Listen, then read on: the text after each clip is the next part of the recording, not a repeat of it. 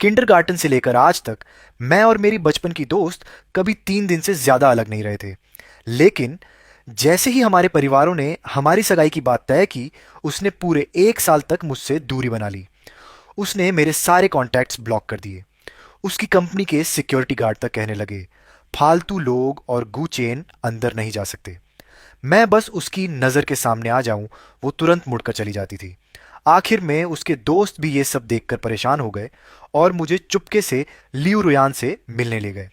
जब मैं वहां पहुंचा तो कमरे के दरवाजे की दरार से लियू रुयान की ठंडी आवाज का सुनाई दी। इशारा करते ही दौड़कर आने वाला पालतू कुत्ता। न उसमें कोई काबिलियत है न कोई पर्सनैलिटी। उसके साथ सगाई होने से तो मुझे खुद अपनी वैल्यू गिरती हुई लगती है। मैंने दरवाजे का हैंडल पकड़ा हुआ था, लेकिन दरवाजा आगे नहीं खोला। मेरे पीछे खड़ी झाओ शुए ने जल्दी से मेरे कान ढक दिए। छोटे, दीदी लियू की बातों पर ध्यान मत दो। उसने ज्यादा पी रखी है, बिना सोचे समझे कुछ भी बोल रही है। मैं अभी जाकर उसे सुनाती हूँ। इतना कहकर वह अंदर जाने ही वाली थी कि मैंने उसका बाजू पकड़कर सिर हिला दिया। इतने सालों से मैं बस यही जानना चाहता था कि आखिर लियू रोयान मेरी सगाई से इतनी नफरत क्यों करती है। यहां तक कि बात पूरे हाई सोसाइटी सर्कल में फैल गई थी और सबको पता चल गया था। मैंने उसे लगभग 17 साल तक दीदी कहकर बुलाया, लेकिन वो मेरी सगी बहन तो थी नहीं। एक दिन उसे शादी तो करनी ही थी, फिर वो शादी मुझसे क्यों नहीं हो सकती थी। और अब जाकर मुझे जवाब मिल गया। ना तो मैं कम काबिल था, ना ही मैं कम अच्छा दिखता था। असल बात बस इतनी थी कि उसने मुझे कभी बराबरी से देखा ही नहीं। उसकी नज़र में मैं सिर्फ एक छोटा सा पालतू था, जिससे वह मन बहलाती थी, वक्त काटती थी, या फिर बस अपने पास सजावट की तरह रखती थी। झाओ शुए मुझे दिलासा देते हुए लगातार बड़बड़ा रही थी। सुयूं और बाकी लोग भी ना, कुछ भी उल्टा सीधा बोलते रहते हैं, किसी पर भरोसा ही नहीं। मैंने गहरी सांस ली। अब ठीक हूं। झाओ दीदी, क्या आप मुझे घर छोड़ देंगी? मैं अब उससे मिलने नहीं जाना चाहता। ठीक है। हम दोनों अभी मुड़कर प्राइवेट रूम से बाहर जाने ही वाले थे कि तभी अंदर से दरवाजा खुल गया। हम एक पल के लिए ठिठक गए और दरवाजा खोलने वाली सुयू से आमने सामने हो गए। सुयू को अभी तक पूरी बात पता नहीं थी। उसने सीधे मेरा हाथ पकड़ लिया और मुझे अंदर खींचते हुए बोली, ये पार्टी तो वैसे भी इसलिए रखी गई थी ताकि सब मिलकर लियू रुयान और तुम्हारे बीच सुलह करवा सकें। सुयू मुझे खींचकर लियू रुयान के सामने बैठा देती है। फिर लियू रुयान से कहती है, लियू दीदी, अगर आपको अपने परिवार के खिलाफ जाना भी है तो कम से कम शियाओ चेन के साथ ऐसा मत कीजिए। हम सब उसे बचपन से जानते हैं। आप दोनों आराम से बात कीजिए, वरना आपकी ये कड़वी बातें और अंदर का नरम दिल कहीं बड़ा गलतफहमी ना पैदा कर दे।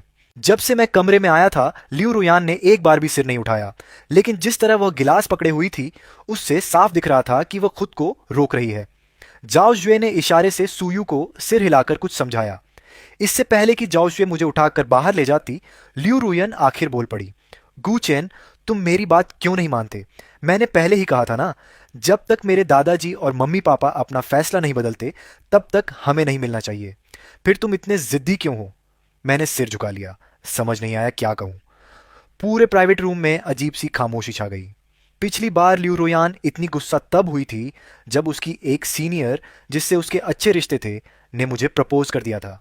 झाओ जुए ने हल्की सी सांस भरी, फिर कमरे में मौजूद बाकी लड़कियों को बाहर जाने का इशारा किया ताकि मैं और लियू रुयान अकेले बात कर सकें। लियू रुयान ने चिढ़कर एक घूंट शराब पी ली। छोटे चेन, क्या तुम्हारे अंदर जरा भी सेल्फ रिस्पेक्ट नहीं है? मुझे तुम में बिल्कुल भी दिलचस्पी नहीं है। मैंने तुम्हें कभी एक मर्द की तरह देखा ही नहीं। मेरे पीछे घूमने में जो समय बर्बाद करते हो, उससे अच्छा खुद को बेहतर बनाओ। पूरे दिन बस औरतों के आसपास मंडराते रहते हो। क्या तुम्हें शर्म नहीं आती? भविष्य में जब मैं पूरी कंपनी संभालूंगी तो मुझे अक्सर बिजनेस ट्रिप और मीटिंग्स के लिए बाहर जाना पड़ेगा। क्या हर जगह तुम्हें भी अपने साथ लेकर घूमूं? मुझे ऐसा लगा जैसे पूरा शरीर बर्फीले समंदर में डूब गया हो। सारा बदन ठंडा पड़ गया और मुझ में जवाब देने की भी ताकत नहीं बची। इतने सालों से वो मुझे ऐसे देखती थी। इसलिए अच्छे से रहो और मुझसे थोड़ा दूर रहो। शायद दादाजी भी अब यह रिश्ता छोड़ने वाले हैं। मैं समझ गया। अब आगे से मैं झाओ शुए और बाकी लोगों से तुम्हें ढूंढने की जिद नहीं करूंगा। अब परेशान नहीं करूंगा। बचपन से लेकर अब तक की सारी यादें मेरे दिमाग में किसी फिल्म की तरह घूमने लगीं। पहले मैं इन्हें अपनी सबसे कीमती यादें समझता था, लेकिन अब ये सब कितना मजाक जैसा लग रहा था। मैंने हमेशा नजरअंदाज किया कि हाई स्कूल के बाद से ही लियू रुयान मेरे प्रति धीरे धीरे चिढ़ने लगी थी। उसका मेरे कपड़ों और मेरे तौर तरीकों को बिना छिपाए नापसंद करना। यहां तक कि जब उसे पता चला कि सीनियर दीदी ने मुझे प्रपोज किया है तो उसने अनजाने में कह दिया था, अरे इसे भी कोई पसंद कर सकता है। मैंने सिर उठाकर गंभीरता से उसकी तरफ देखा। रुयान दीदी, बचपन में आपने मेरी जान बचाई थी, उसके लिए मैं हमेशा आपका शुक्रगुजार रहूंगा। अब मैं समझ गया हूं, आगे से मैं आपको कभी परेशान नहीं करूंगा। इतना कहकर मैं उठ गया और बिना पीछे मुड़े वहां से चला आया। वापस विला पहुंचकर मैंने लाइट जलाई। पूरा घर पहले जैसा ही था। माँ पापा सालों से ज्यादातर बाहर ही रहते थे और दादाजी तो पहाड़ों में जाकर शांत जिंदगी बिता रहे थे। लियू रुयान की माँ ने बताया था कि मेरे जन्म के बाद घर में सिर्फ एक आया मेरी देखभाल करती थी। जब मैं 3 साल का था, एक दिन आया सब्जी खरीदने बाहर गई और दरवाजा बंद करना भूल गई। मैं भागते हुए बाहर निकल गया और सड़क के बीचों बीच गिर पड़ा। उसी समय आंगन में खेल रही लियू रुयान ने मेरे रोने की आवाज सुनी और मुझे अपने घर ले आई। उसके बाद लगभग 10-15 साल तक मैं हमेशा लियू रुयान के पीछे पीछे बड़ा हुआ। मैंने उसी के साथ एक ही प्राइमरी स्कूल, मिडिल स्कूल, यहाँ तक कि यूनिवर्सिटी में भी पढ़ाई की। जब मेरे चुपचाप और अकेले स्वभाव की वजह से लोग मुझे परेशान करते थे, तब लियू रुयान ही मेरे लिए खड़ी होती थी। उसी ने मुझे सिखाया कि खुद को कैसे बचाना है। अगर हिसाब लगाऊं तो मेरी जिंदगी में लियू रुयान ने मेरे तथाकथित माता पिता से भी ज्यादा समय बिताया था। मैं उस पर इतना ज्यादा निर्भर हो चुका था कि जब उसने मुझसे दूरी बनानी शुरू की तो मैं घबराकर उसे हर जगह ढूंढने लगा। ऐसा लग रहा था जैसे मेरी पूरी दुनिया अचानक खाली हो गई हो। 1 साल लंबा नहीं होता, लेकिन यह साल पिछले कई सालों से भी ज्यादा मुश्किल था। मैं कंप्यूटर के सामने बैठा एक्सचेंज स्टूडेंट प्रोग्राम के अप्रूवल मेल को खाली नजरों से देख रहा था। मनोवैज्ञानिक ने कहा था कि मुझे अपना माहौल बदलना चाहिए, कुछ नए शौक अपनाने चाहिए ताकि ध्यान दूसरी तरफ जा सके। पहले सोचा था कि इस बारे में ल्यूरोयान को बता दूं, लेकिन फिर खुद पर ही हंसी आ गई। वो तो कब से चाहती थी कि मैं उससे जितना दूर रहूं उतना अच्छा। जाते समय मैंने सिर्फ मम्मी पापा को एक मैसेज भेजा। वैसे भी उन्हें शायद कोई खास फर्क नहीं पड़ता। विदेश पहुंचने के बाद बड़ी मुश्किलों से सारे कागजी काम और किराए का घर संभाला, लेकिन जितना मुश्किल मैंने सोचा था उतना नहीं निकला। कॉलेज शुरू होने से पहले मैं आसपास के कई शहरों में घूमने और नई चीजें देखने चला गया। मनोवैज्ञानिक सही कह रहा था। घर से बाहर निकलने और नई जगह देखने से इंसान की सोच बदलने लगती है, आदतें भी बदल जाती हैं। 3 बार चोरी होने और ना जाने कितनी बार परेशान किए जाने के बाद मैंने फाइटिंग सीखने का फैसला किया। अब मेरे लिए कोई खड़ा होने वाला नहीं था, मुझे खुद को बचाना सीखना था। विदेश में कॉलेज शुरू हुए 2 महीने हो चुके थे, तभी अचानक मुझे जो शू का फोन आया। शियाओ चेन, तुम विदेश चले गए और हमें बताया तक नहीं, वो भी हमें तुम्हारे क्लासमेट से अचानक पता चला। मैंने हल्की आवाज में कहा, बस पढ़ाई के साथ थोड़ा मन बदलने आया हूं, कुछ महीनों में वापस आ जाऊंगा, चिंता मत करो। तो अब वहां तुम्हारी लाइफ कैसी चल रही है? जहां रह रहे हो वो जगह सुरक्षित है ना? सब बहुत अच्छा है। अच्छा है तो ठीक, चाहो तो अपनी दीदी को बता दो, वहां उसके कुछ जानने वाले लोग हैं। जरूरत नहीं, मैं बिल्कुल ठीक हूं, किसी को परेशान करने की जरूरत नहीं। ठीक है, लेकिन कोई भी बात हो तो तुरंत संपर्क करना। ऑफिस में जो शिव ने कॉल कटने के बाद फोन स्क्रीन बंद कर दी। अब तो काफी बड़े हो गए हो। सामने बैठी ल्यूरू यान का चेहरा ठंडा पड़ा हुआ था। जाओ जुए ने बेबसी से कहा, अरे लियू जी, आपने ही तो उसे कहा था कि वो आपसे संपर्क न करे। जाओ शुए सोफे पर बैठी हुई गूचेन के एक्सचेंज स्टूडेंट वाले आवेदन फॉर्म को देख रही थी। लियूरू यान ने ठंडे स्वर में कहा, मुझसे दूर रहने का मतलब ये तो नहीं कि एक फोन भी ना करे। जाओ जुए ने तुरंत आंखें घुमाई। अरे मेरी महारानी, जरा अपना ब्लैकलिस्ट तो देखो। उस वक्त खुद आपने कहा था कि अगर दिखावा करना है तो पूरा असली लगना चाहिए, और सीधे उसे ब्लॉक कर दिया। अब बताओ वो तुमसे कैसे संपर्क करता? अगर मेरी जगह होता तो मैं भी तुम्हें इग्नोर करती। जाओ जुए ल्यूरू यान की बचपन की दोस्त थी। उसने गूचेन को भी बचपन से बड़ा होते देखा था, इसलिए गूजिया के हालात के बारे में भी काफी कुछ जानती थी। बचपन से ही उसे न पिता का प्यार मिला न मां का। वह वैसे भी कम बोलने वाला इंसान था, लेकिन न जाने क्यों सिर्फ ल्यूरू यान के पीछे ही घूमता रहता था। और दूसरी तरफ ल्यूरू यान के मन में उसके लिए कभी वैसा प्रेम नहीं था। अब जब लड़का सच में दूर चला गया था तो वही ल्यूरुयान बाहर से सख्त बनने की कोशिश कर रही थी, जबकि अंदर ही अंदर उसे उसकी चिंता खाई जा रही थी। जो करना है करो, जितना ड्रामा करना है करो। जाओ जुए के जाने के बाद लियूरुयान ने थके हुए अंदाज में अपनी कनपटियां दबाईं। उसके सीने में एक अजीब सी बेचैनी अटक गई थी। न निगली जा रही थी, न बाहर निकल रही थी। ये एहसास उस दिन से भी ज्यादा परेशान कर रहा था जब उसने गू चेन के स्टूडियो में अपनी ही अनगिनत पोर्ट्रेट पेंटिंग्स देखी थीं। दोनों परिवारों के दादाओं ने मिलकर उस पर दबाव डाला कि वह गूचेन के साथ सगाई कर ले, लेकिन शाओचेन अभी सिर्फ थर्ड ईयर में था, कभी प्यार तक नहीं किया था। ऐसा बच्चा आखिर क्या समझता। लियूरू यान फोन की स्क्रीन स्क्रॉल करती रही। कुछ देर हिचकिचाने के बाद उसने दी दी अश्न वाले कॉन्टैक्ट को ब्लैकलिस्ट से बाहर निकाला। फिर इंटरकॉम पर सेक्रेटरी जी को अंदर बुलाया। सेक्रेटरी जी के होंठों पर एक पल के लिए संतोष भरी मुस्कान आई, लेकिन उसने तुरंत उसे छिपा लिया। लगता है मेरी बताई हुई सख्त रवैये वाली शिक्षा काम कर रही है। गूशव ये को बचपन से किसी ने ठीक से संभाला नहीं। गलती करता था तो कोई टोकने वाला भी नहीं था। अब देखिए, कॉलेज के तीसरे साल में पहुंच गया है, फिर भी पूरा दिन बस आपके पीछे पीछे घूमता रहता है। ऐसे में उसका भविष्य क्या होगा। जिस लड़के की अपनी कोई पहचान या सोच ही ना हो, अगर आप उससे सख्ती से बात नहीं करेंगी तो वो कभी खुद खड़ा होना नहीं सीखेगा, हमेशा दूसरों पर निर्भर रह जाएगा। सेक्रेटरी जी मुस्कुराते हुए बोली, और फिर यह जरूरी तो नहीं कि विदेश जाकर यंग मास्टर गू में कोई खास बदलाव आ जाए। हो सकता है वो बस उपन्यासों वाले तरीके सीख रहा हो, थोड़ा दूरी बनाकर ध्यान खींचने वाला खेल। लेकिन दूरी भी कंट्रोल में रखनी चाहिए। ल्यूरुयेन कुछ सोच में पड़ गई। लेकिन वो तो कभी घर से इतनी दूर गया ही नहीं। सेक्रेटरी जी ने बेफिक्र अंदाज में कहा, गू साहब अब कॉलेज के तीसरे साल में हैं। ऐसा क्या है जो उन्हें नहीं आता होगा। मैं तो हाई स्कूल खत्म करते ही अकेले अनजान शहर में पढ़ने चली गई थी। इतनी भी मुश्किल नहीं होती चीजें। लड़कों को इतना संभाल संभाल कर पालने की जरूरत नहीं होती। लियू रुयेन ने दोबारा सोचा तो बात गलत भी नहीं लगी। शायद शाओ चेन ने जिंदगी में बहुत कम लड़कियां देखी थीं, इसलिए उसने अपने लगाव और पारिवारिक स्नेह को प्यार समझ लिया था। शायद अब समय आ गया था कि वह बाहर जाकर खुद दुनिया देखे और अपने दम पर आगे बढ़ना सीखे। उसने तुरंत सेक्रेटरी जी से विदेश जाने वाली फ्लाइट कैंसिल करने को कहा और फिर दोबारा कंपनी के काम में लग गई। उधर दूसरी तरफ कोच को हल्का सा इशारा करने के बाद उसने बंदूक नीचे रख दी, कलाई घुमाकर आराम किया। इस बार उसकी शूटिंग पिछली बार से काफी बेहतर रही थी। मैंने चुपचाप अपना सामान समेटा और दिमाग को खाली करने की कोशिश की। दोपहर में अभी फाइटिंग क्लास थी और रात को भी जल्दी वापस जाना था, नहीं तो फिर उस परेशान करने वाले पड़ोसी से सामना हो जाता। मैं जैसे ही दरवाजे तक पहुंचा, सामने से एक बेहद खूबसूरत एशियाई महिला आती दिखी। मैंने सिर झुकाकर रास्ता देने की कोशिश की, लेकिन वह सीधे मेरे सामने आकर रुक गई।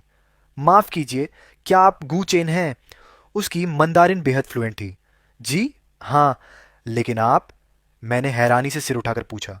उस महिला के पूरे व्यक्तित्व में एक अलग ही आत्मविश्वास और ठहराव था। सबसे खास बात, उसकी आंखें गहरे नीले रंग की थीं। वो मेरा नाम बाय निंगबिंग है। मैं लियू रुयान की दोस्त हूँ। उसने मुझसे कहा कि तुम अकेले यहाँ पढ़ाई करने आए हो, इसलिए वह थोड़ा चिंतित है। उसने कहा कि मैं तुम्हारा ध्यान रखूं। वह हल्की मुस्कान के साथ आगे बोली, जिस अपार्टमेंट में तुम रह रहे हो वहां की सुरक्षा ज्यादा अच्छी नहीं है। मैंने तुम्हारे लिए दूसरी रहने की जगह अरेंज कर दी है। अगर चाहो तो पहले लियू रुयान से फोन पर बात भी कर सकते हो। बाय निंगबिंग ने दिल बनाने वाला इशारा किया। हम दोनों बगल वाले कैफे में जाकर बैठ गए। उसने अपना फोन निकाला, किसी को कॉल मिलाई। फोन जुड़ने के बाद उसने थोड़ी देर हालचाल पूछा, फिर मोबाइल मेरी तरफ बढ़ा दिया। Shao Chen by Ningbing by family से है। उनका लियू फैमिली के साथ थोड़ा बिजनेस संबंध है। रहने की जगह वो तुम्हारे लिए अरेंज कर देगी और रोजमर्रा की किसी भी चीज के लिए तुम उससे पूछ सकते हो। मैंने खुद को संभाला। वह जानी पहचानी आवाज सुनकर ऐसा लगा जैसे मैं फिर उस समय में लौट गया हूं जब लियू रुयान मुझसे दूर भागना शुरू नहीं हुई थी। शायद वक्त की वजह से, शायद इतनी दूरी की वजह से, या शायद पूरे एक साल खुद को उससे दूर रखने का असर था। मुझे वैसा दर्द महसूस नहीं हुआ जैसा मैंने सोचा था। ठीक है, समझ गया, धन्यवाद। फोन के दूसरी तरफ कुछ पल के लिए चुप्पी छा गई। फिर उसने दोबारा कहा, लेकिन किसी कमजोर इंसान की तरह उस पर निर्भर मत हो जाना। थोड़ा खुद से जीना सीखो और अपने अंदर कुछ सुधार लाओ। समझ गया। कॉल खत्म होने के बाद मैंने फोन दोनों हाथों से वापस बाइनिंग बिंग को दे दिया और चुपचाप उसके साथ कार में बैठ गया। चूंकि वह बिजनेस पार्टनर थी तो तय था कि लियू रोयान ने उसे मेरे बारे में कुछ जिम्मेदारी या फायदा दिया होगा। विदेश में अपनी सुरक्षा के लिए मैं बेवजह जिद नहीं करना चाहता था। कार में बैठते ही बाई निंगबिंग ने सीधे फोन किया और लोगों को मेरा सामान पैक करने का आदेश दिया। उसके बाद वह मुझे एक चीनी रेस्टोरेंट में खाना खिलाने ले गई। 1 घंटे बाद ड्राइवर ने गाड़ी सीधे एक बड़े से एस्टेट के अंदर पहुंचा दी। कू साहब, आइए। धन्यवाद मिस बाई। गाड़ी से उतरते ही मैंने देखा कि बटलर और कई नौकर पहले से इंतजार कर रहे थे। बाई निंगबिंग ने इशारा किया कि मैं उसके साथ अंदर चलूं। तुम मुझे मिस कहकर बुलाने की जरूरत नहीं है। तुम्हारे विदेश जाने से पहले, जब तुम 7 साल के थे, हम लियू परिवार में कई बार मिले थे। मैंने हैरानी से सिर उठाकर उसकी तरफ देखा। वह हल्का मुस्कुराई। उस समय तुम और लियू रूयान लुका छिपी खेल रहे थे। दौड़ते हुए तुम सीधे आकर मेरी टांग से टकरा गए थे, फिर जमीन पर बैठकर जोर जोर से रोने लगे थे। बाइनिंग बिंग को उस समय की बात बहुत अच्छे से याद थी। तब वह अपने पिता के साथ ल्यूरू यान के घर गई थी। जैसे ही अंदर गई, एक छोटा सा बच्चा भागते हुए आकर उससे टकरा गया। उस उम्र के बच्चे अगर दर्द से टकराते तो जोर जोर से रो पड़ते, लेकिन छोटा गू चेन बस अपनी नाक पकड़कर जमीन पर बैठ गया। बड़ी बड़ी आंखों से चुपचाप आंसू बहाने लगा। वह अभी उसे दिलासा देने ही वाली थी कि छोटे बच्चे ने खुद ही अपने आंसू पोंछे और धीरे से खुद से बोला, शाओ चेन, दर्द नहीं हो रहा। फिर उठकर भाग गया। आज सुबह असिस्टेंट से मिली जानकारी याद करके बाइनिंग बिंग ने अंदाजा लगाया कि शायद उसे बहुत दर्द हुआ था, बस उसे मनाने वाला कोई नहीं था। उस समय ल्यूरू यान खुद भी सिर्फ 9 साल की बच्ची थी और ल्यू परिवार के माता पिता के पास भी इस पड़ोसी बच्चे की देखभाल का समय नहीं था। तब बाइनिंग बिंग ने मन ही मन सोचा था कि अगर इस बच्चे का कोई नहीं है तो क्यों ना उसे अपने साथ विदेश ले जाकर खुद पाले। किसने सोचा था कि 10 साल से भी ज्यादा समय बाद बचपन की वही इच्छा सच हो जाएगी। पता ही नहीं चला और हम दूसरी मंजिल तक पहुंच गए। एक खुला हुआ कमरा था जहां एक महिला और 2-3 नौकर मेरे सामान को व्यवस्थित कर रहे थे। हमें देखकर वह महिला बाहर आई और मुस्कुराकर बोली, बाई मैम, गू साहब, आपने तो कहा था कि इन्हें साउथ वाले फ्लैट में रखना है, फिर अचानक आपके एस्टेट में क्यों ले आए? यह सुनकर मैंने भी सिर उठाकर बाइनिंग बिंग की तरफ देखा। वह थोड़ा असहज होकर अपनी नाक छूते हुए बोली, उधर मेरी कजिन कुछ दिनों के लिए रहने आने वाली है, इसलिए फिलहाल गू साहब को यहीं रखना पड़ेगा। ठीक है। इसके बाद के दिन काफी शांतिपूर्ण बीते। बाइनिंग बिंग ने तीसरी मंजिल के स्टडी रूम में मेरे लिए एक छोटा सा आर्ट स्टूडियो भी बनवा दिया। जब मेरी क्लास नहीं होती तो मैं वहीं बैठकर पेंटिंग करता था। बाइनिंग बिंग भी अक्सर उसी स्टडी में काम करती रहती। कभी कभी वह मेरे पास आकर बैठ जाती, मेरी पेंटिंग्स देखती और मजाक में कहती, मैं अभी से तुम्हारी पेंटिंग संभाल कर रख रही हूं, क्या पता भविष्य में किसी बड़े मास्टर की कलाकृतियां बन जाए। जब मैंने शूटिंग और फाइटिंग सीखनी शुरू की, तब उसने खुद आगे बढ़कर मेरी कोच बनने की जिद की। मेरे कपड़े हमेशा सिंपल स्पोर्ट्स स्टाइल के होते थे, तो उसने सीधे बड़े लग्जरी ब्रांड से मेरे लिए ढेर सारे मैचिंग आउटफिट्स भिजवा दिए। उसकी पसंद सच में बहुत अच्छी थी। मुझे खुद भी नहीं पता था कि मैं इतने स्टाइलिश और हैंडसम लग सकता हूँ। मुझे लगा था कि मेरी जिंदगी ऐसे ही शांत तरीके से चलती रहेगी। लेकिन एक दिन मुझे एहसास हुआ कि पूरे एस्टेट का माहौल कुछ अलग है। तभी बटलर ने आकर मेरे कमरे का दरवाज़ा खटखटाया। गू साहब, एस्टेट की पूरी सफाई और बड़ा काम होने वाला है, इसीलिए आपको कुछ दिनों के लिए होटल में रहना होगा। ड्राइवर और नौकर भी आपके साथ रहेंगे। आपकी रोजमर्रा की जिंदगी पर कोई असर नहीं पड़ेगा। मैंने उंगलियों से दरवाजे के फ्रेम को हल्के से खुरचा। कुछ पल हिचकिचाने के बाद आखिर पूछ ही लिया, तो क्या दीदी बाई भी होटल में रहेंगी? उस पल मेरा दिल अचानक भारी हो गया। ना जाने क्यों यह सब मुझे बहुत जाना पहचाना सा लग रहा था। क्या बाई निंगबिंग भी अब मुझसे परेशान हो गई थी, जबकि मुझे यहां रहते हुए अभी सिर्फ 3 महीने ही हुए थे। मैडम को बिजनेस ट्रिप पर जाना है। उनके लौटने के बाद वो खुद आकर आपको वापस ले जाएंगी। मैंने हाथ कसकर भींच लिया, दिल में उठ रही कसक को दबाया और धीरे से कहा, ठीक है, कब निकलना है? अभी भी जा सकते हैं, मैं कपड़े बदल कर आता हूं। दरवाजा बंद करते ही मैं खुद पर हल्का सा हंस पड़ा। कुछ नया तो था नहीं, ये पहली बार थोड़ी था। इन 3 महीनों में बाय निंगबिंग के साथ बिताए समय को याद करते हुए कई बार मुझे लगता था जैसे मुझे अपने जैसा कोई इंसान मिल गया हो। उसकी कुछ आदतन हरकतें, छोटी छोटी ऑब्सेसिव आदतें और मेरे कहे हर शब्द को जिस तरह वो समझता था। लेकिन छोड़ो, शायद सच में उसे कोई ज़रूरी काम होगा। मैं बैकपैक लेकर नीचे उतरा। पूरे मेंशन में अब लगभग सारे नौकर जा चुके थे, सिर्फ बटलर और ड्राइवर बाहर मेरा इंतजार कर रहे थे। अचानक मेरे दिमाग में अजीब सा ख्याल आया, कहीं बायनिंग बिंग दिवालिया तो नहीं हो गया। मैं खुद ही अपनी सोच पर हंस पड़ा, लेकिन हंसते हंसते पानी गलत जगह अटक गया और खांसी छूट गई।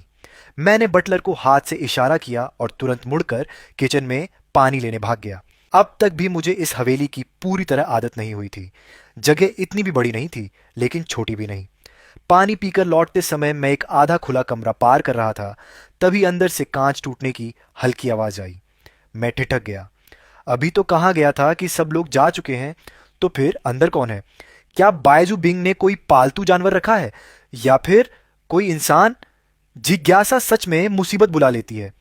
मैं वापस रसोई में गया, वहां से एक चाकू उठा लाया और फिर उस आधे खुले दरवाजे को धीरे से धक्का देकर खोला। दरवाजे के पीछे नीचे जाती सीढ़ियां थीं। ये बेसमेंट है क्या? सीढ़ियों के किनारे लगी लाइटें जल रही थीं और दीवारों पर खूबसूरत भित्ति चित्र बने हुए थे।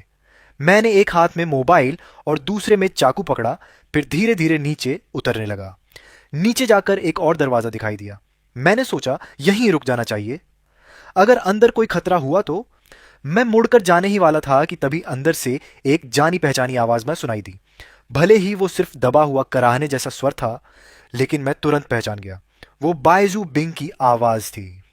मैंने मुड़कर दरवाजा खोल दिया। अंदर जमीन पर टूटा बिखरा बैठा इंसान सच में वही था। फर्श पर रेड वाइन की बोतल के टूटे हुए टुकड़े फैले पड़े थे। बायजू बिंग के दाहिने हाथ में कांच का एक टुकड़ा कसकर पकड़ा हुआ था और बायां हाथ दीवार पर मुक्के मारने की वजह से बुरी तरह लहूलुहान हो चुका था। उस पल मेरे सामने दो ही विकल्प थे, दरवाजा बंद करके भाग जाऊं या फिर बेवजह की दया दिखाऊं। आखिरकार मैं दरवाजे के पास ही खड़ा होकर बोल पड़ा, बायजू बिंग, तुम ठीक हो? जमीन पर बैठा उसका शरीर अचानक जड़ हो गया। पूरा बदन तन गया, जैसे उसे उम्मीद ही नहीं थी कि कोई उससे बात करेगा। फिर उसने मुड़कर दरवाजे पर खड़े मुझे देखा। शाओ चेन, तुम यहां तक कैसे पहुंचे? क्या बटलर तुम्हें लेकर नहीं गया? बायजू बिंग ने हमेशा की तरह एक नरम मुस्कान खींची। अगर उसके कांपते हुए बाएं हाथ को नजरअंदाज कर दिया जाए तो वह बिल्कुल सामान्य लग रहा था। मैं कई मिनट तक उलझा खड़ा रहा। अब तो मुझे खुद पछतावा होने लगा था कि मैंने उसे आवाज क्यों दी। तो मैं पहले चला जाता हूं, तुम्हें परेशान नहीं करूंगा। हाथ की चोट का ध्यान रखना, इलाज करवा लेना। मैं दरवाजा बंद करने ही वाला था कि अचानक औरत की धीमी सी विनती सुनाई दी। मत जाओ, मैं तुम्हें नुकसान नहीं पहुंचाऊंगी। डरो मत। बस बुरे सपनों की वजह से नींद नहीं आ रही? श्याओ चेन, क्या तुम थोड़ी देर मेरे साथ रह सकते हो?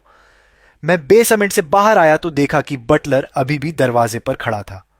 कू साहब, अब आपका क्या इरादा है? मैं उसकी देखभाल करूंगा। अभी वाइट दीदी ने आपको फोन किया होगा।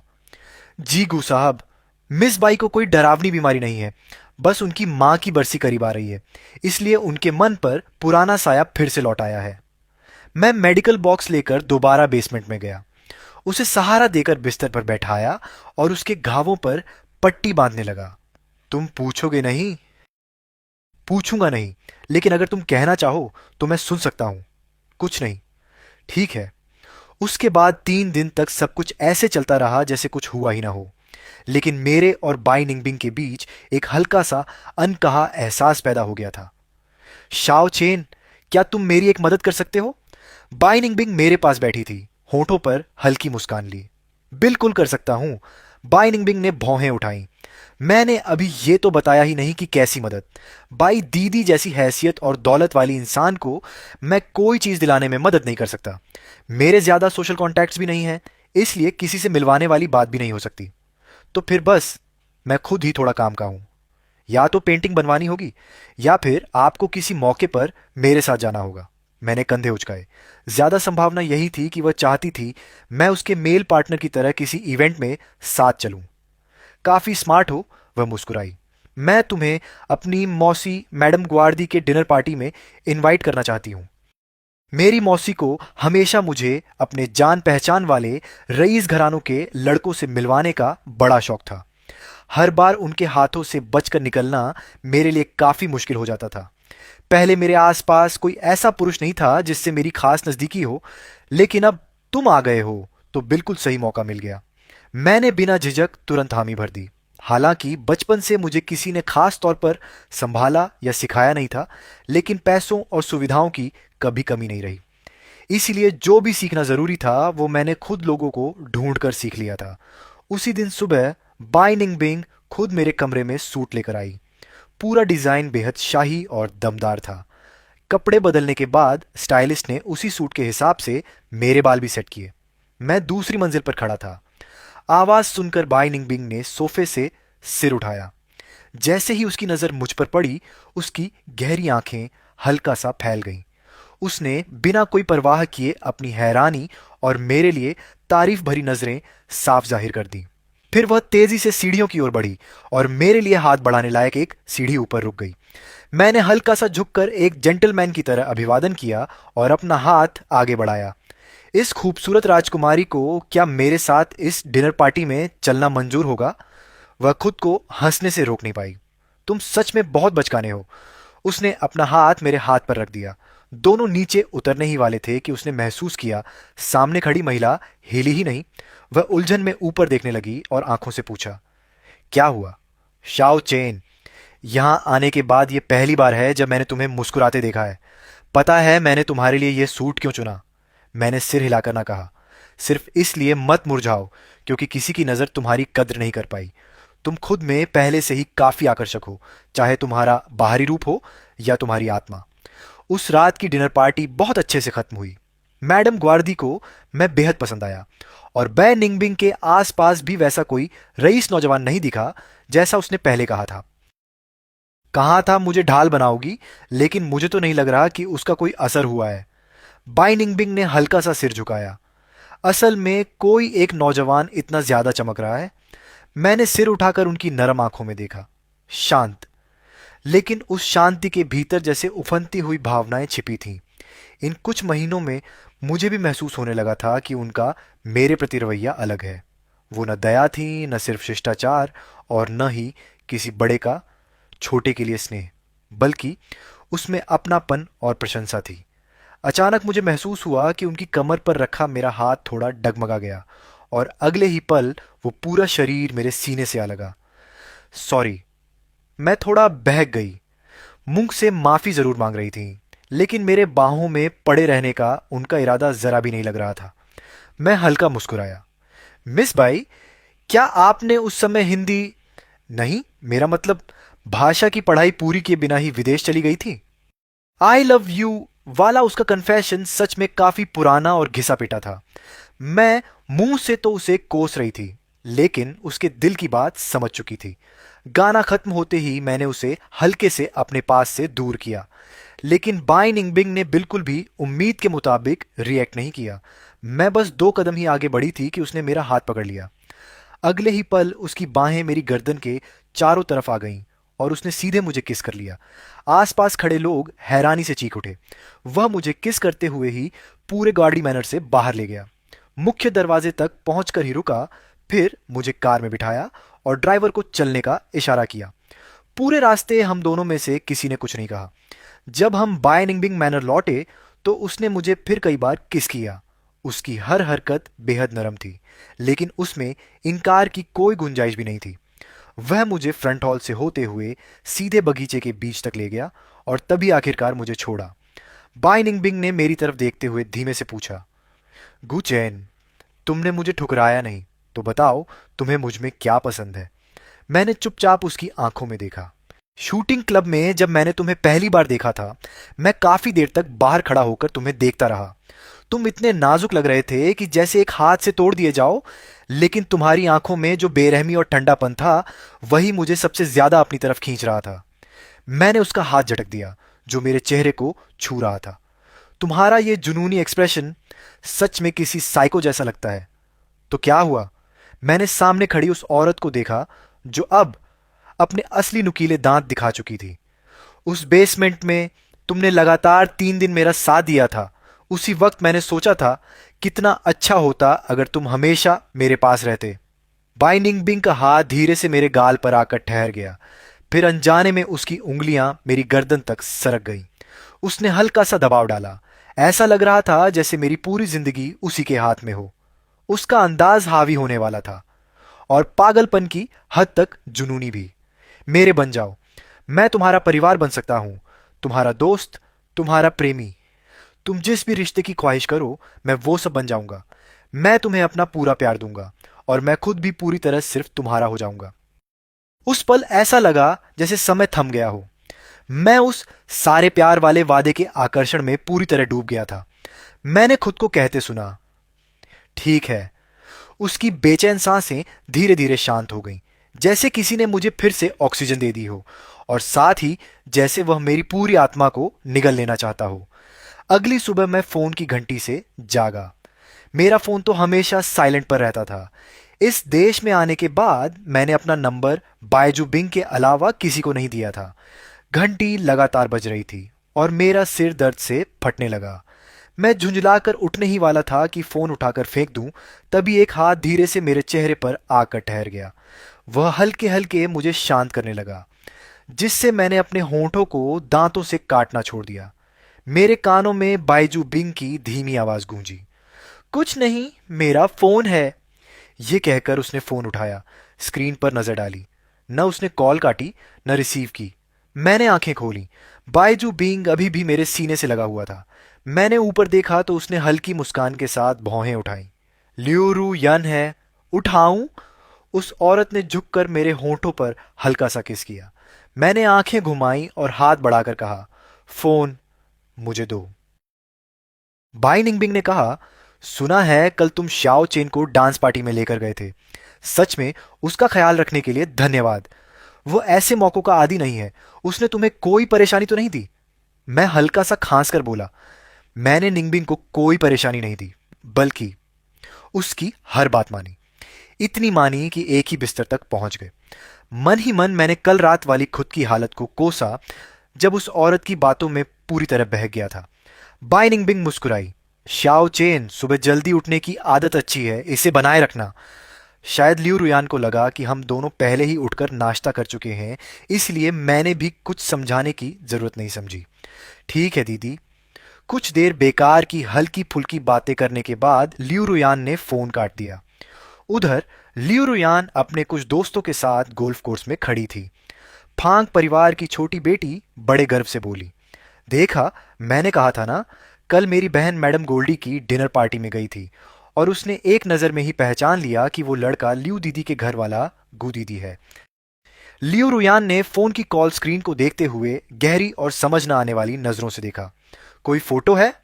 हाँ, है ना, मेरी दीदी ने मुझे भेजी थी। कुछ छोटे भाई ने देश में रहते हुए कभी इतना स्टाइलिश ड्रेसअप नहीं किया। कहीं ऐसा तो नहीं कि तुम उसकी बड़ी बहन बनकर उसे ऐसे कपड़े पहनने ही नहीं देती थी? फांग में अभी भी बेफिक्री से मजाक कर रही थी, लेकिन कुछ सूखी हंसी के बाद उसे माहौल का अजीबपन महसूस हुआ। फोटो मुझे दिखाओ। लियू रुयान की आवाज पूरी तरह ठंडी हो चुकी थी। ठीक है। जैसे ही फांग मेई ने चैट खोली, लियू रुयान ने तुरंत फोन छीन लिया। फांग परिवार की बड़ी बेटी ने 10 से ज्यादा तस्वीरें भेजी थीं। कुछ में गू चेन और बाई निंगबिंग हाथों में हाथ डालकर हॉल में एंट्री कर रहे थे। कुछ में दोनों डांस फ्लोर पर साथ नाच रहे थे, और कुछ में बाई निंगबिंग ने गू चेन को दीवार के कोने में रोक रखा था, फिर उसे किस करके वहां से चला गया था। साथ ही फांग परिवार की बड़ी बेटी ने कुछ मैसेज भी भेजे थे। छोटी बहन, देखना, ये दोनों पक्का रिलेशनशिप में है ना? माँ तो कह रही थी कि जाकर उससे मिलो भी, लेकिन पता चला कि वो तो पहले से ही किसी का हो चुका है। सच कहूं तो गू परिवार का छोटा बेटा बहुत ही हैंडसम है। ये सुनते ही लियू रुयान का चेहरा और भी काला पड़ने लगा, जबकि फांग मेई लगातार बोलती जा रही थी, दीदी जरा धीरे फोन पकड़ो, अभी टूट जाएगा। उसने जल्दी से अपना फोन उसके हाथों से छुड़ाया। जाओ जुए ने भी फोटो देखी और हल्की सांस लेकर लियू रुयन को समझाने की कोशिश की। छोटा चेन सूट पहनकर सच में काफी अच्छा लग रहा है। अब तो वो पार्टी में भी आने लगा है, मतलब पहले से बेहतर हो रहा है। लेकिन लियू रुयान ने झटके से उसके कंधे पर रखा हाथ हटा दिया और दांत भींचकर बोली, बै निंगबिन, मुझे नहीं पता था कि तुम ऐसे इंसान हो। बाय निंगबिन के साथ रहने के बाद मुझे अचानक लगने लगा कि पूरी दुनिया ही बदल गई है। रिश्ता तय होने के अगले ही दिन उसने अपनी सारी संपत्ति ट्रांसफर करने वाले कागज मेरे हाथ में दे दिए। उसने अपने नाम की सारी प्रॉपर्टी, यहां तक कि जिस हवेली में हम रहते थे, वो भी मेरे नाम कर दी। और विदेश व देश में उसकी ज्यादातर कंपनियां भी मेरे हवाले कर दी। क्या तुम पागल हो गए हो? स्टडी रूम में बाइनिंग बिंग मेरी गोद में बैठी थी और ढेर सारे प्रॉपर्टी ट्रांसफर के कागज पलट रही थी। नहीं, मतलब अगर मैंने तुम्हारे साथ रहने के लिए हाँ ही नहीं की होती, अभी हमारी शादी भी नहीं हुई, अगर मैं सारे पैसे लेकर भाग जाता तो। मैंने हैरानी से आंखें बड़ी कर लीं और पीछे मुड़कर उस औरत को देखा जो मुझे बेहद प्यार भरी मुस्कान से देख रही थी। हाँ, मैं सच में पागल हूं, एक बड़ा पागल जो एक छोटे पागल के साथ है, बिल्कुल मेड फॉर ईच अदर।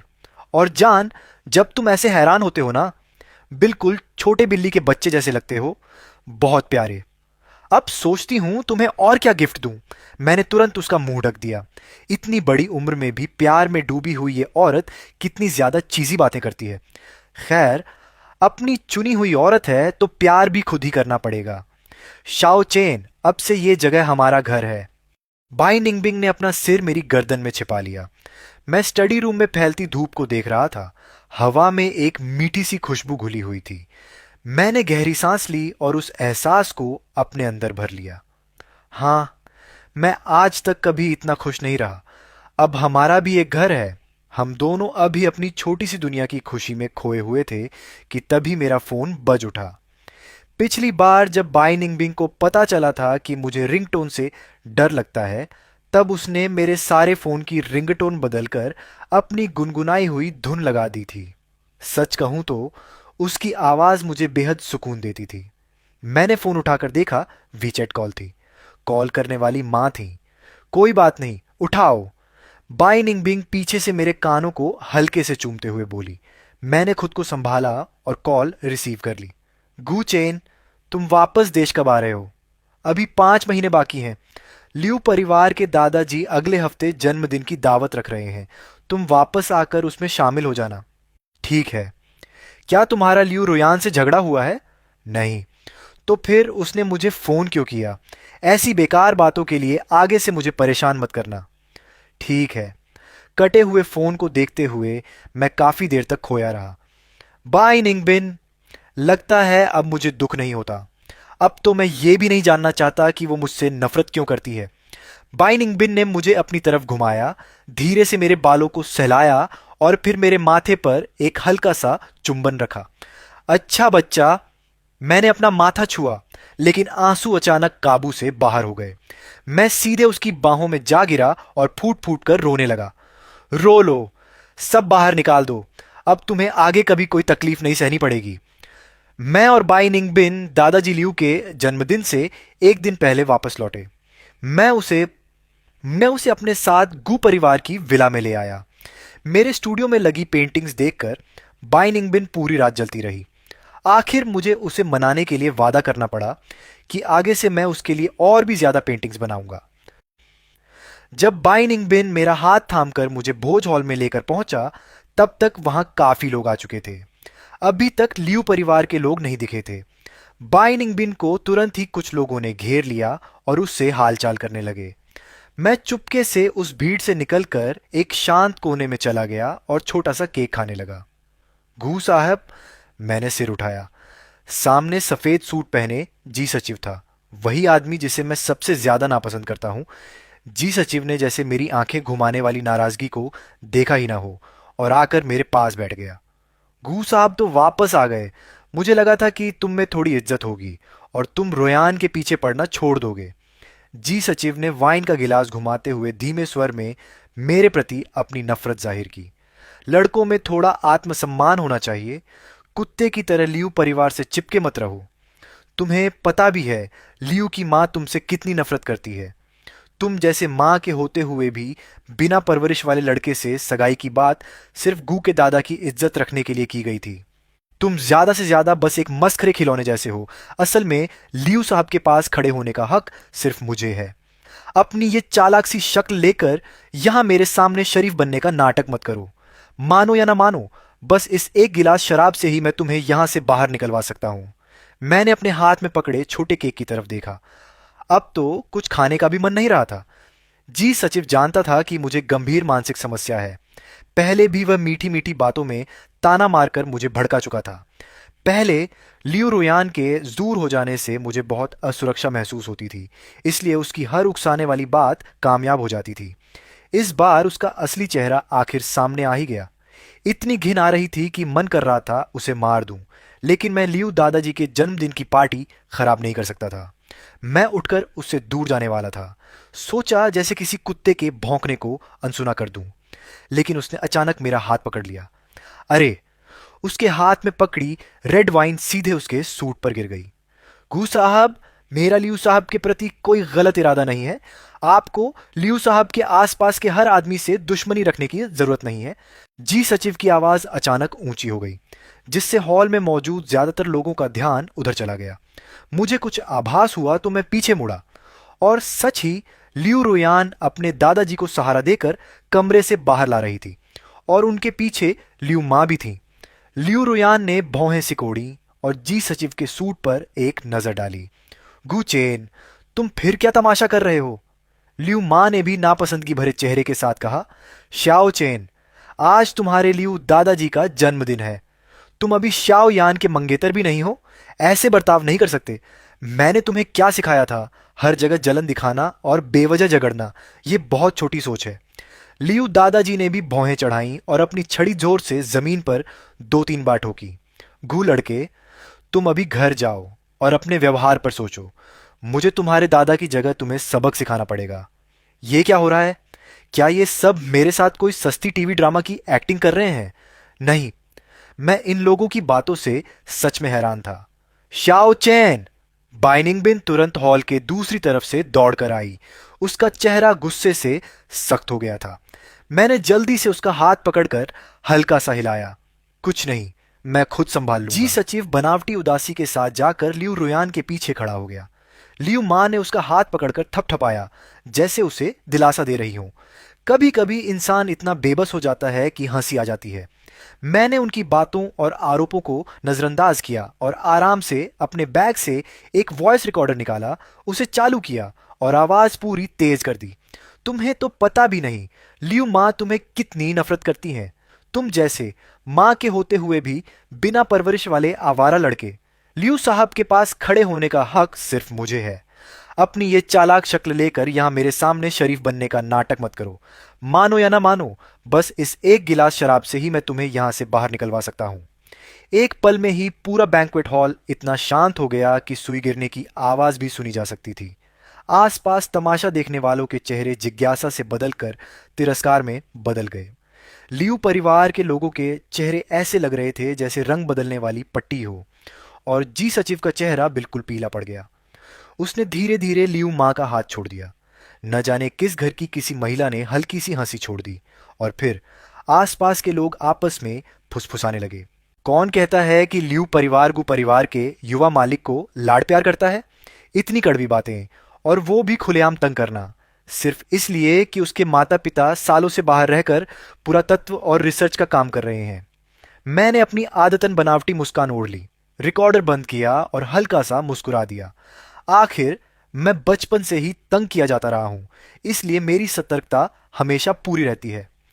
ओ हाँ, लियू दादाजी के जन्मदिन को रिकॉर्ड करने के लिए मैं खास तौर पर एक छोटा कैमरा भी लाया था। मैंने अपने सूट पर लगा ब्रोच उतारा और कहा, क्यों ना वीडियो भी देख लिया जाए। मैंने सिर थोड़ा तिरछा करके आंख झपकाई। लियू दादाजी ने गुस्से में छड़ी उठाई और लियू रुयान की टांग पर एक हल्का वार किया। गलत फहमी है, गलत फहमी। लियू रुयान, ये तुम किस तरह का सचिव लेकर आई हो? क्या ये मेरी जन्मदिन की पार्टी बिगाड़ने आया है? लियू माँ तुरंत आगे आई और मेरा हाथ पकड़ लिया। मेरी गलती है, मैं ही ज्यादा जल्दबाजी कर गई। मुझे डर था कि श्याओ चेन बाहर जाकर कहीं गलत आदतें न सीख ले। बेटा, मैं तो तुम्हें बहुत पहले से ही अपने सगे बेटे जैसा मानती हूं। मैंने बस औपचारिक तौर पर सिर हिलाया और बिना ध्यान खींचे अपना हाथ छुड़ा लिया। हाँ हाँ, ठीक है। आंटी, आपने अभी सगाई की बात कही थी। मैं और लियू रुयान दीदी तो बस भाई बहन जैसे हैं। हमने कभी इसके लिए हाँ नहीं कहा। आप यूं ही जोड़ी मत बना दीजिए। मैंने मासूमियत से आंखें झपकाईं, फिर उदास चेहरे वाली लियू रुयान की तरफ देखा। है ना रुयान दीदी, आपका ये ग्रीन टी सचिव तो बड़ा ही खतरनाक है। अगर मैं रिकॉर्डर न लाता तो आप सब मिलकर मुझे ही दोषी ठहरा देते। अभी सगाई भी नहीं हुई और इतनी चालें, ये तो बहुत छोटी सोच है। मैंने ताना मारते हुए ये सब कहा। सामने खड़े लोग चुप हो गए, कोई कुछ नहीं बोला। सीधे साधे इंसान का भी एक दिन सब्र टूट ही जाता है।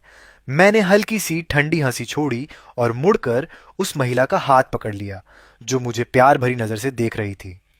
जान, क्या मैंने कुछ गलत किया? लियू आंटी और लियू दादाजी मुझे इतना नापसंद क्यों करते हैं? मैं तो सोच रहा था कि आज उन्हें अपनी गर्लफ्रेंड से मिलवाऊं।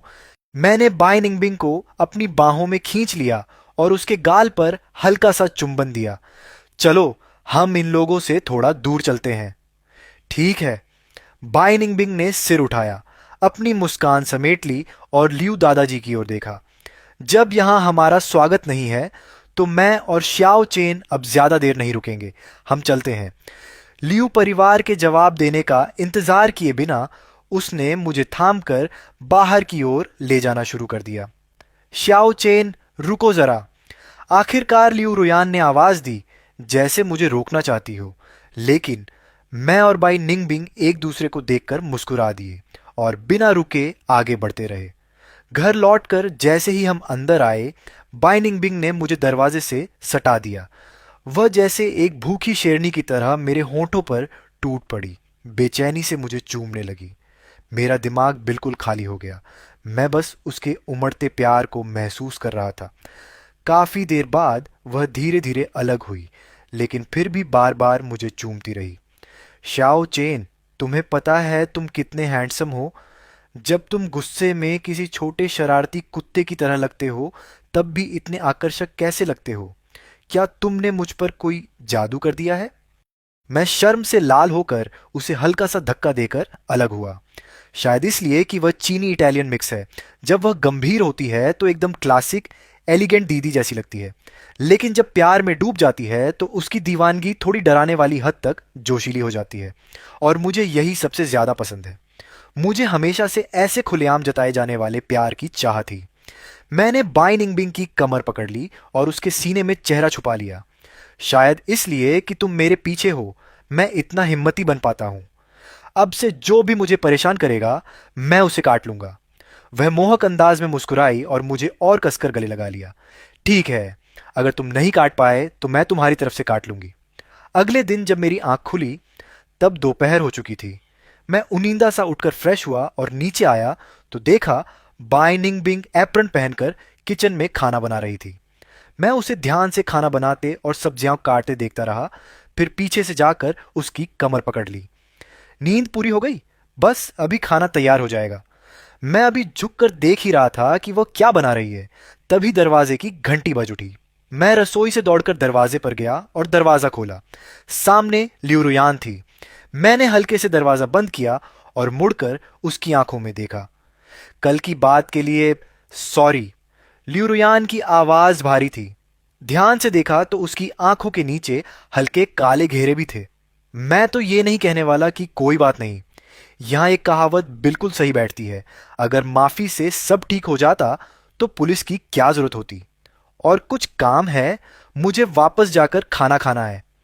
कल तुम और बाई निंगबिन क्या सिर्फ मुझे जलाने के लिए थे? हमारे बीच की बातों में किसी तीसरे को मत लाओ। और बाई दीदी रोज बहुत व्यस्त रहती हैं, उन्हें बार बार परेशान मत किया करो। मैंने उसकी आंखों में देखते हुए साफ साफ कहा। नहीं, यह सब तुम्हें जलाने के लिए नहीं था। बाई निंगबिन मेरी गर्लफ्रेंड है, वो कोई बाहरी नहीं, मेरे अपने लोगों में से है। लियू रुयान कुछ पल के लिए स्तब्ध रह गई। फिर उसने अविश्वास में अपनी आंखें बड़ी कर लीं और उसकी आवाज भी ऊंची हो गई। तुम और बाई निंगबिन, तुम्हें पता भी है तुम क्या कर रहे हो? वो मुझसे भी 3 साल बड़ी है। मैंने कंधे उचकाए। हाँ, तो मुझसे 6 साल बड़ी ही तो है, कोई 10-20 साल थोड़ी ना है। इतना एज गैप तो बिल्कुल नॉर्मल है और वो मुझे बच्चा भी नहीं समझती। लियू रुयान अभी भी मानने को तैयार नहीं थी। उसने भौहें सिकोड़ ली और मेरा हाथ पकड़कर खींच लिया। नहीं, ये नहीं हो सकता। मैंने जोर से हाथ छुड़ाने की कोशिश की, लेकिन छुड़ा नहीं पाया। तुम मुझे भड़काने की कोशिश मत करो, छोड़ो मेरा हाथ। तुम्हें पता भी है उसका परिवार कैसा है, बिल्कुल नॉर्मल नहीं है। बाई निंगबिन की मां कंट्रोल फ्रीक है। वो चाहती थी कि उसके पिता हर वक्त उसके साथ चिपके रहे। आखिर में उसके पिता ने आत्महत्या कर ली। एक पल पहले नीचे खड़े होकर बाई निंगबिन से बात कर रहे थे और अगले ही पल उसके सामने मर गए। उसकी मां जैसी है, वो खुद भी वैसा ही है, कंट्रोल करने वाला। तुम्हें अंदाजा भी है उसके तरीके कितने खतरनाक हैं। जिसने भी विदेश में उसे धोखा दिया, उसका अंजाम कितना डरावना हुआ। तुम इतनी हिम्मत कैसे कर सकते हो? लियू रुयान की आंखें लाल हो गई थीं। उसने मेरे कंधों को दोनों हाथों से पकड़कर मुझे झकझोरना शुरू कर दिया। मैं बस सिर झुकाकर हल्का सा हंस दिया। मुझे पता है, पहली बार उसे देखते ही मुझे यह एहसास हो गया था। लियू रुयान जैसे मेरी बात समझ ही नहीं पा रही थी। शुरुआत में वह मेरे लिए हर फैसला खुद करता था। दिन में क्या खाना है, बाहर क्या पहनना है, समय कैसे बांटना है, सब कुछ उसने बड़े परफेक्ट तरीके से तय किया हुआ था। बाद में तो हाल ये हो गया कि मैं किससे मिल रहा हूँ, रात को कितने बजे घर लौटता हूँ, सब कुछ उसे बताना पड़ता था। लेकिन क्या यही तो मैं नहीं चाहता था? एक तरफ कंट्रोल करने वाला इंसान और दूसरी तरफ मुंह जैसा जरूरत से ज्यादा निर्भर रहने वाला, जैसे एक दूसरे के लिए ही बने हों। वह कभी मुझसे चिपके रहने पर परेशान नहीं होता और न ही उसे यह अजीब लगता है कि मैं अकेला रहता हूं, मेरे ज्यादा दोस्त नहीं हैं। जब मेरे पास खुद कोई फैसला लेने की समझ नहीं होती, तो वो मेरी जगह फैसले ले लेता है। मैंने लियू रुयान के हाथ अपने कंधों से हटाए। बाई निंगबिंग, जैसे मेरी किस्मत में ही लिखी हुई है, जैसे वो मेरा ही एक हिस्सा हो। पहले मैं हमेशा सपना देखता था कि कोई ऐसा हो जो मुझे अपनी दुनिया का केंद्र बना ले, मुझ पर ध्यान दे, मुझसे प्यार करे और मुझे पूरा सुरक्षित महसूस कराए। जिंदगी कुछ ही सालों की है। जब मुझे कोई ऐसा मिल गया है जो मेरे साथ पूरी तरह फिट बैठता है, तो फिर मैं खुद को बदल कर क्यों तकलीफों दूं? और वैसे भी मुझे महसूस होता है कि हम दोनों एक दूसरे के साथ बेहतर बन रहे हैं। पहले वो कहता था कि गुचेन को सुबह 7 बजे उठना ही है, अब वो कहता है कि गुचेन जब पूरी नींद ले ले तब उठे। वो मुझे हर वो काम करने के लिए प्रोत्साहित करता है जो मैं करना चाहता हूँ। अगर मैं गिरने वाला होता हूँ, तो वो पीछे से तुरंत मुझे संभाल लेता है। और मेरा उस पर भरोसा उसे भी इस दुनिया में अपना होने का एहसास देता है। अब वह पहले जैसा स्वार्थी और ठंडा दिल वाला व्यापारी नहीं रहा, और न ही वह पागल इंसान रहा जो अपनी मर्जी के खिलाफ कुछ होते ही खुद को नुकसान पहुंचाता था और बेसमेंट में छिप जाता था। अब हम एक दूसरे का घर हैं। यह सोचकर मुझे अभी सच में अपने कमरे में वापस जाकर बाई निंगबिंग को गले लगाने का बहुत मन कर रहा है। दीदी, पहले मैं आपसे बहुत ज्यादा चिपका रहता था, आपको काफी परेशान करता था। जब आप मुझे गलत समझती थीं, तो मुझे गुस्सा भी आता था और दुख भी होता था।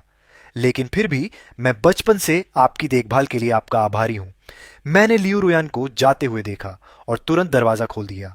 बाई निंगबिंग दरवाजे से 10 कदम से भी कम दूरी पर खड़ा था, सिर झुकाकर फोन देख रहा था। जैसे ही उसने मुझे दरवाजा खोलते देखा, वह तुरंत मुस्कुराने लगा और मैं भी मुस्कुराते हुए उस पर झपट पड़ा। शाओ चेन, तुम क्या बना रहे हो? इतनी अच्छी खुशबू क्या है? शिमला मिर्च के साथ मांस। महिला ने उसी समय मेरा हाथ थाम लिया और मुझे डाइनिंग रूम की तरफ ले गई। पिछली बार चेकअप में पता चला था कि तुम्हें खून की कमी, एनीमिया है, इसीलिए हमारे शाओ चेन को आयरन की जरूरत है। लेकिन मुझे शिमला मिर्च पसंद नहीं है। नहीं, कम से कम एक कौर तो खाओ। मैंने शिमला मिर्च को बहुत बारीक काटा है और अच्छे से नरम भी पकाया है। तुम इसे चावल में मिलाकर खाओगे तो पता भी नहीं चलेगा। तो फिर मैं थोड़ा सा खा लूंगा। शाबाश, अच्छा बच्चा। हम जल्दी से विदेश वापस नहीं गए। सोचा कि जब यहां आ ही गए हैं तो देश में अलग अलग जगह घूम लेते हैं। एक बार बार के प्राइवेट रूम में, लियू दीदी, आप थोड़ा कम पिए, आपको तो लगभग शराब का जहर हो जाएगा। झाओ शुए ने झट से लियू रुयान के हाथ से बोतल छीन ली ताकि उसे होश में ला सके, जो नशे में डूबी हुई थी। क्यों? शाओ चेन अब अपनी दीदी को क्यों नहीं ढूंढता? काफी समय हो गया है। वह मुझसे चिपक कर फिल्म देखने, किताब पढ़ने या पेंटिंग करने के लिए नहीं कहता। उन मर्दों में से कोई भी शाओ चेन जितना हैंडसम या आज्ञाकारी नहीं है। हाँ, वही सेक्रेटरी जी। मैंने उसे पहले ही नौकरी से निकाल दिया है।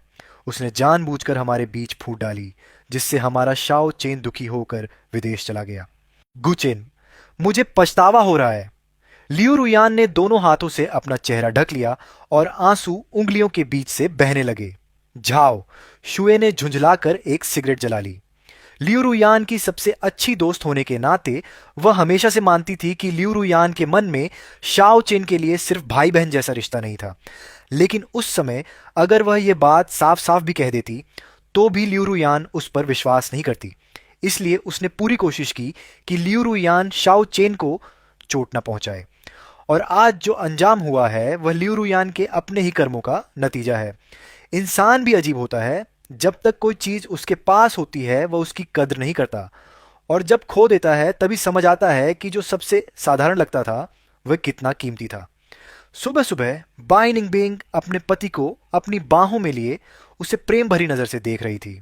शादी के 7 साल बाद शाओ चेन और भी ज्यादा आकर्षक हो गया था। उन्होंने साथ मिलकर नए नए क्षेत्रों में कदम रखा, एक ही यूनिवर्सिटी में पढ़ाई की, कॉलेज लाइफ का मजा लिया और एक खूबसूरत कैंपस लव स्टोरी जी। ग्रेजुएशन के बाद वे घूमने फिरने निकल पड़े, साथ ही समाज सेवा, चैरिटी भी की और अपनी यात्रा के अनुभवों को लिखकर संजोया। उन्होंने इस बार पूरे 3 महीने हवेली में आराम किया और अगले महीने अंटार्कटिका जाने का फैसला किया है। इस दौरान उन्हें बहुत सारी तैयारियां करनी है। वह इस सब में काफी आनंद ले रहा है। इतने सालों में शाओ चेन ने गु परिवार के पति पत्नी से पूरी तरह से संबंध तोड़ लिए हैं। सुना है कि गु दंपति का तलाक हो चुका है और अब दोनों की अपनी अपनी नई जिंदगी और परिवार है। जहां तक यह सवाल है कि उसके माता पिता ने उसे कभी प्यार क्यों नहीं किया, शायद अब यह बात शाओ चेन के लिए कोई मायने नहीं रखती। कुछ सच्चाइयां अच्छी नहीं होती, इसलिए उनकी कहानी में इन सवालों के जवाब की जरूरत भी नहीं है। और अगर जवाब मिल भी जाए तो उससे कुछ बदलेगा नहीं, बस बेवजह की परेशानी ही बढ़ेगी। जहां तक लियू रुयान की बात है, उसकी कहानी और भी ज्यादा उलझी हुई है और आज भी पूरी तरह सुलझी नहीं है। उसने उस समय के सचिव जी से शादी कर ली। ये सच में हैरान करने वाली बात है। उस समय सचिव जी ने लियू रुयान के नशे में होने का फायदा उठाकर उसे दवा दे दी थी। बाद में जब मामला बढ़ गया तो लियू दादाजी और उसके माता पिता के दबाव में दोनों ने शादी तो कर ली, लेकिन वह शादी सिर्फ नाम की ही थी। शादी के बाद सचिव जी लगातार लियू परिवार के पैसों से अपने घर वालों की मदद करता रहा। बाद में लियू परिवार को पता चला कि ली बोदा के 3 छोटे भाई भी हैं। वे लोग खुद को लियू साहब के रिश्तेदार बताकर लियू कंपनी में दखल देने लगे और पूरा माहौल खराब कर दिया। लेकिन तब तक लियू परिवार को चाहे जितना पछतावा हो, बहुत देर हो चुकी थी। सुना है कि अब तलाक की नौबत आ गई है। सचिव जी बहुत बड़ी रकम की मांग कर रहा है और किसी भी तरह लियू कंपनी का आधा हिस्सा हड़पने पर तुला हुआ है। लियू की मां को कहीं से शाओ चेन का नया नंबर मिल गया, लेकिन कॉल बाई निंगबिंग ने उठाया। उसे शाओ चेन की तरफ से सोशल मामलों को संभालने की पूरी अनुमति है, इसलिए कोई भी उनके जीवन में दखल नहीं दे सकता। ये सोचते हुए बाई निंगबिंग ने समय देखा। शाओ चेन के उठने का समय होने वाला था। आज वे बाहर नाश्ता करने जाने वाले थे। बाई निंगबिंग ने झुककर मेरे माथे पर हल्का सा चुंबन दिया। नई सुबह मुबारक हो मेरे दूसरे आधे।